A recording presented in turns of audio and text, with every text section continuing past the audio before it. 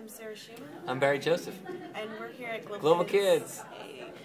We're here in New York City at Global Kids Online Leadership Program, and we're here to talk about Global Kids EDGE projects that we've been doing recently with outside cultural institutions. Like museums, libraries. And we find that the EDGE projects are a great way to collaborate with another institution and help them increase the way that they use technology in their programming with youth. To be more effective and help young people develop 21st century learning skills. And when we're talking about the EDGE project, really what we're talking about, Sarah, is that essentially, bringing digital media into your educational programs isn't easy. And I'm not just talking about, technically easy.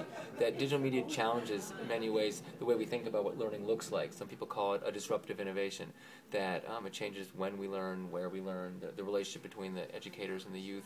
And so when we're talking about the EDGE projects, what we're talking about is supporting the capacity of folks within their institutions to recognize that there's a line between the forces that are encouraging the use of digital media and the things that are constraining them.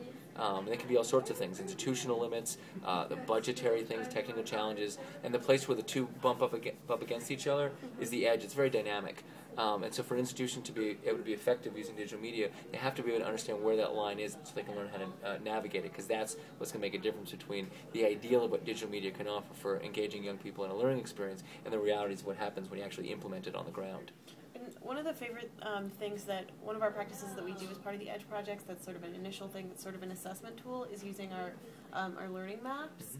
And this is something that I was introduced to by Global Kids, and I really love that exercise. Can you talk a little bit about the learning map? Essentially, the learning maps are a very simple exercise for youth to list all the places where they learn, and they define places and what learning looks like. And then they kind of map it out in a data visualization that just essentially looks like a map. The core of it is just to kind of bring home the idea that whatever institution they're doing it in, whether it's at Global Kids or the New York City Public Library, what they're doing is learning not just within those walls, they're learning throughout their lives, every day and throughout their lives. And being able to make connections between all of that learning, that's what becoming a lifelong learner is all about in our new 21st century digital age. And developing that competency to be able to be in charge of your learning and recognize you're the ones ultimately who make that meaning. That's what the maps are about, helping young people situate themselves in their learning and see that they're the ones who are putting it all together.